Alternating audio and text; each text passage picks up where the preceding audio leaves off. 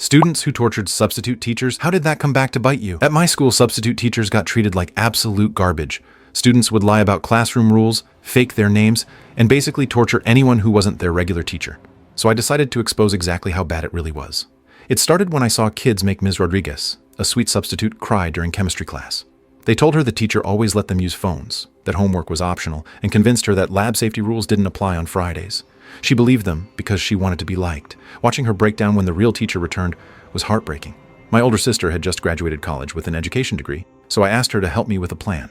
She let me borrow her old student teaching materials, gave me lesson plan templates, and even helped me practice looking teacherish. I was 17 but looked older, especially in professional clothes. I contacted the district office pretending to be my sister and volunteered for their substitute list. Since they were desperate for subs, they barely verified anything. I got cleared for a one-day assignment covering Mrs. Patterson's sophomore English class while she attended a funeral. Monday morning, I showed up in a blazer and tie carrying a briefcase and grade book. The office secretary handed me the lesson plans without looking up. I walked into that classroom as Mr. Johnson and watched 28 kids try to destroy me for 6 hours straight. They told me the previous teacher let them sit anywhere, that they never had to raise hands, and that pop quizzes were illegal in this school.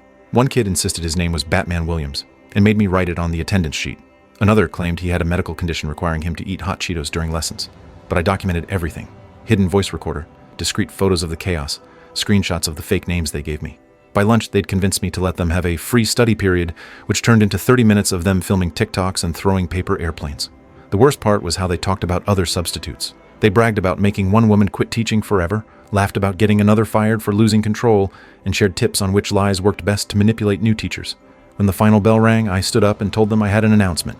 I pulled out my student ID and said, "Hi everyone, I'm actually Jake Morrison from Mr. Peterson's AP history class down the hall." The room went dead silent. I played back recordings of them bragging about torturing substitutes, showed photos of the chaos they created, and read the list of fake names they'd given me. Then I told them about Ms. Rodriguez crying and how their harmless fun was destroying people's confidence and careers. The principal suspended me for 3 days for fraudulent impersonation and disruption. But by Wednesday, the audio recordings were all over social media. Parents heard their kids bragging about psychological torture, and teachers shared stories of substitute abuse. Within 2 weeks, the school implemented a new policy. Any class that mistreated a substitute would get automatic detention for everyone present. They also started requiring students to show ID to substitutes and having administrators randomly check on substitute-led classes. Ms. Rodriguez came back the next month with confidence, and I heard her tell another teacher that her classes had been respectful ever since. Sometimes you have to become the problem to expose the real problem.